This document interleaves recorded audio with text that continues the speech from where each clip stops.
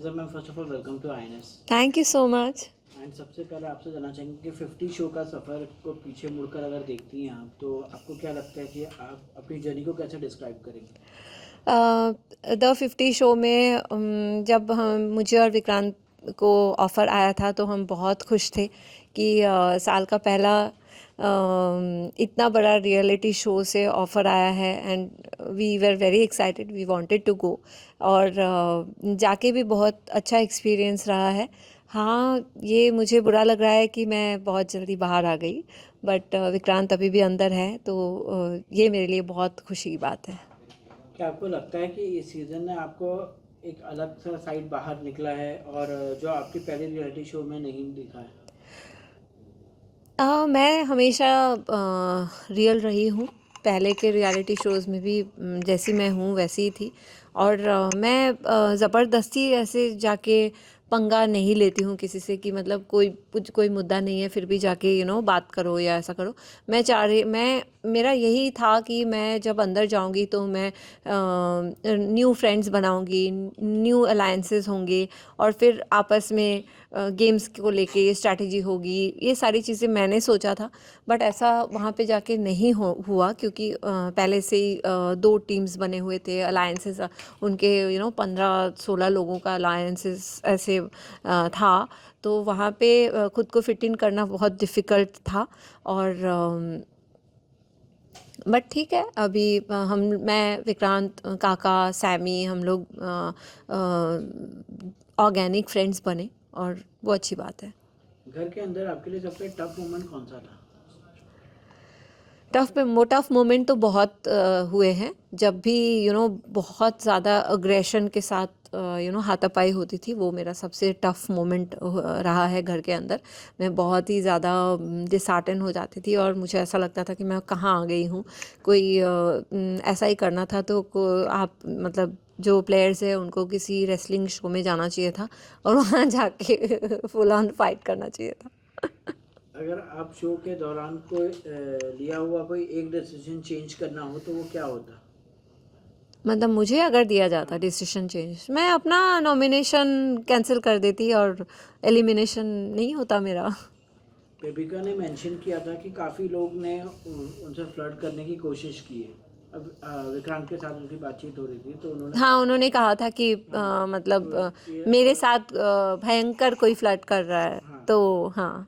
अ, जे और विक्रांत को सब बताया जिन्होंने उन पर पूरा ट्रस्ट दिखाया है। इस बारे में आप क्या कहना चाहोगे? क्या आपने वो पर्टिकुलर क्लिप देखा है? हाँ, आपका ऑनेस्ट रिएक्शन क्या था? मैंने देखा है और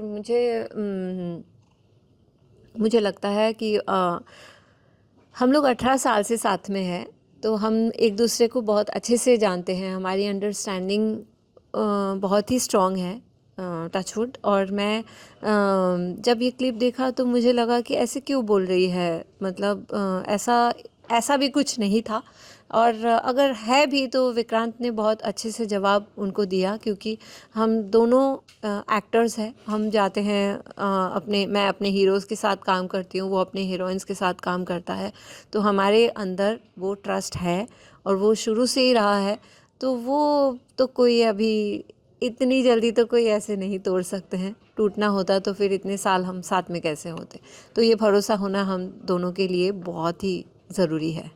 क्या आपको लगता है रियलिटी शोज़ का एनवायरनमेंट और कांस्टेंट स्क्रूटिनिटी रिलेशनशिप में ट्रस्ट को और ज़्यादा इंटेंसली टेस्ट करता है, reality shows specially? Reality shows में देखिए, हमारे लिए तो यही है कि हम बहुत रियल है। मतलब हम वहाँ जाके भी हम जैसे घर में होते हैं वैसे ही थे। हमारे डिसएग्रीमेंट्स होते हैं, हमारे बीच कॉन्फ्लिक्ट्स भी होता है। बट उसका मतलब ये नहीं कि कोई हमें जज करे या ऐसा कुछ हो। वो फिर कुछ समय के लिए रहता है और फिर बाद में हम वापस एक दूसरे को मिस करने लगते हैं, तो फिर जाके बात कर लेते हैं। आई थिंक रिलेशनशिप में सबसे ज़्यादा इम्पॉर्टेंट यही है कि आप कम्युनिकेट करो। तो हम कम्युनिकेट कर लेते थे और फिर हमारे बीच वो जो भी प्रॉब्लम्स होते थे वो हम सॉर्ट कर लेते थे। आर्या ने निक्की के ऊपर कमेंट किया था, उनके बोटॉक्स और एलर्जी सर्जरी करवाने पर कमेंट किया था। तो क्या आपको लगता है कि फिजिकल अपीयरेंस पे कमेंट करना कभी जस्टिफाई हो सकता है? अभी ये इस मैटर में I don't know what to say, like कि पर्सनल चॉइस है आर्या को। आई थिंक मतलब एक लड़की को इतना भी ह्यूमिलेट नहीं करना चाहिए मेरे हिसाब से। अगर किसी के पास, जैसे निकी ने भी उसके जवाब में ये बोला था कि हाँ मेरे पास है तो मैं कर रही हूँ।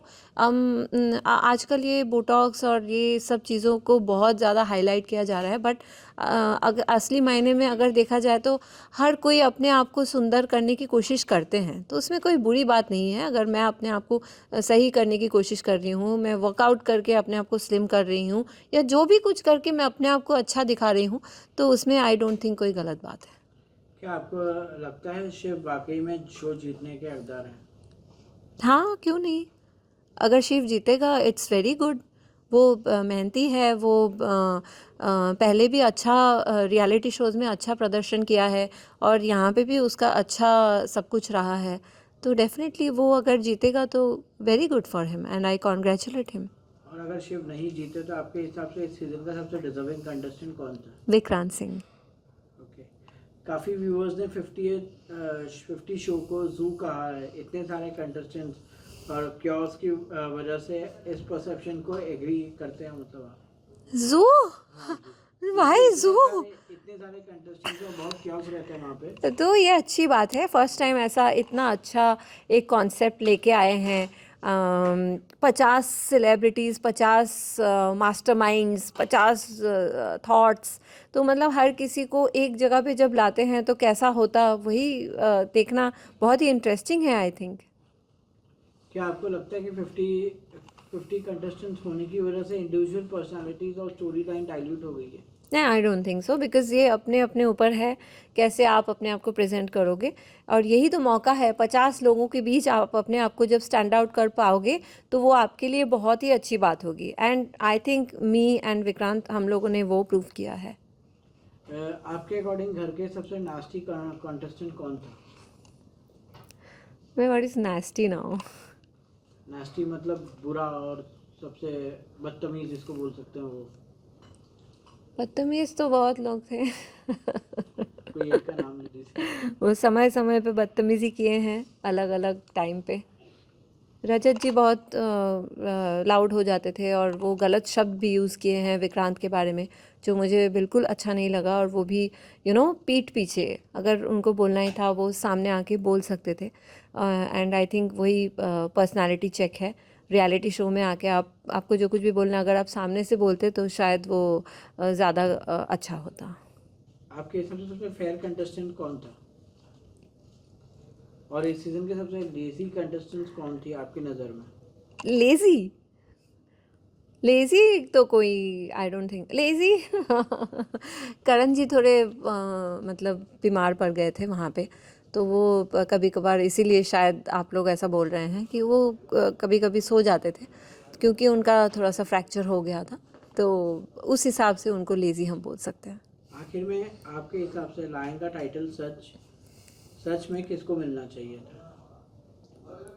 कि वो तो अभी वक्त आने पे पता चलेगा किसको मिलना है, किसको मिलेगा। अभी तो बहुत शुरुआत है, मैं बाहर आ गई, नहीं तो मुझे ही मिल जाता। 50 कंटेस्टेंट्स को इतने मैसिव फॉर्मेट का एक्सपीरियंस लेने के बाद क्या आप फ्यूचर में फिर से किसी और रियलिटी शो का हिस्सा बनना चाहेंगे? हाँ बिल्कुल, रियलिटी शोज़ तो मतलब आई थिंक सब लोग बहुत पसंद करते हैं, और मैं जहाँ भी जा रही हूँ अभी, मतलब बाहर आने के बाद सब लोग मतलब इस शो को फॉलो कर रहे हैं, जो कि बहुत अच्छी बात है। एंड रियलिटी शो से आप ऑडियंस के साथ ज़्यादा कनेक्ट होते हैं, तो डेफिनेटली मैं आगे जितने भी रियलिटी शोज़ आएंगे मैं सब में जाना चाहूँगी। लास्टली फैंस को क्या मैसेज देना चाहेंगे? और एक और क्वेश्चन ये है कि फैमिली एक्सपांड करने का कोई प्लान है? बिल्कुल, हम कोशिश कर रहे हैं, काफ़ी समय से हमारी कोशिश है, लेकिन मुझे लगता है कि ये भगवान जी के ऊपर है, वो कब मेहरबान होंगे, तो I am just waiting for that day. Fans को क्या मैसेज देना चाहेंगे? मैं यही कहूँगी कि आप लोग इतना प्यार हमेशा मुझे दिए हैं, आगे भी आपका सपोर्ट एंड प्यार चाहिए, बिकॉज़ आप ही लोग हैं जो आज तक मतलब 20 साल तक मुझे यहाँ रखे हुए हैं। देख ही रहे हैं, वोटिंग का समय आया तो लोगों ने निकाल दिया मुझे। तो आप लोगों की वजह से मैं हूँ और आगे भी रहूँगी। तो अभी भी विक्रांत है घर के अंदर, डू सपोर्ट हिम।